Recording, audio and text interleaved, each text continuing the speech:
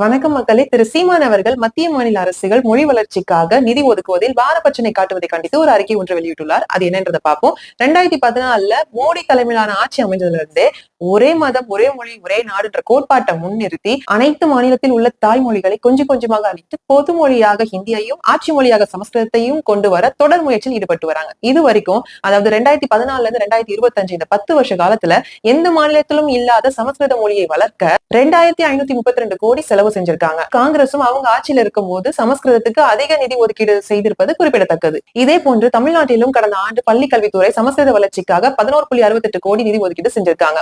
ஆனால் தமிழ் வளர்ச்சிக்காக மத்திய மாநில அரசுகள் மிக குறைவான நிதியை ஒதுக்கி பாரபட்சனை காட்டுவது மட்டும் இல்லாமல் தமிழ் மொழியுடைய தொன்மத்தை வெளி உலகத்துக்கு காட்டாம மறைத்து வராங்க. அப்படிதாங்க இப்ப கீழடியில நடந்த அகழாராய்ச்சி அறிக்கையை மறுபரிசீலனை செய்யணும்னு மத்திய அரசு ஏக்காம திருப்பி அனுப்பிட்டாங்க. இது வன்மையா கண்டிக்கத்தக்கதுன்னு சீமான் சொல்றாங்க. சீமானுடைய கருத்துக்கு உங்கள் கருத்து என்றதை பதிவிடுங்க. நன்றி, வணக்கம்.